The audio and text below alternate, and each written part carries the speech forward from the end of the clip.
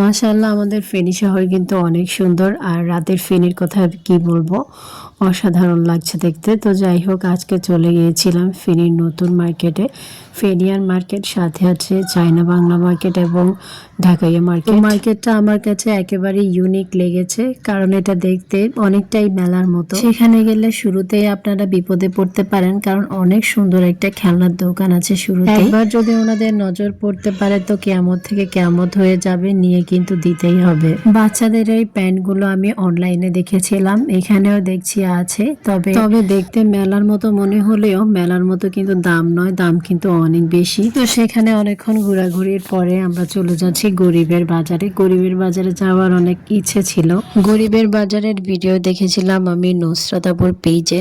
নামটা শুনে মনে হচ্ছিল যে খুব কম দামি জিনিসগুলো পাওয়া যাবে। আপনারাও যদি আমার মতো ভেবে থাকেন তাহলে ভুল ভাবছেন। এটা কিন্তু নামে গরিবের বাজার, কাজে কিন্তু বড়লোকদেরই বাজার। এটা এমন আহামরি কিছুই নেই এখানে। যতটা ভেবেছিলাম ততটা কিন্তু নয়। এখানে সব জিনিসগুলো ফেনী ভিতরের বাজারে আপনারা পেয়ে যাবেন। তবে ফেনী ভিতরের বাজারে আপনি এই দোকান থেকে ওই দোকানে খুঁজে খুঁজে জিনিসগুলো নিতে হবে। এখানে আপনি একটা জায়গায় সবকিছু পেয়ে যাচ্ছেন। তো যাই হোক, যাওয়ার ইচ্ছেটা তো পূরণ হলো। সেখান থেকে আসার পথে ডাক্তারপাড়া একটা মোমোসের দোকান হয়েছে নতুন, হয়তো নতুন না, অনেক আগেই হয়েছে, তবে আমি নতুন দেখলাম, কারণ এখন আর আগের মতো বের হওয়া হয় না। তো যাই হোক, সেখানে বসেছিলাম মোমোস খাবো। আর ম্যাডাম খাবারের অপেক্ষা করতে করতে বিরক্ত হয়ে গেছে। খাওয়ার আগেই উনি টিস্যু দিয়ে মুখ মোছা শুরু করে দিয়েছে। অনেকক্ষণ অপেক্ষার প্রহর শেষে আমার মোমোস ফাইনালি আসলো, তো আমি খাওয়া শুরু করলাম। মোমোস গুলো কিন্তু ভালোই লেগেছিল। তো যাই হোক, আজকের জন্য এতটুকুই। আল্লাহ হাফেজ।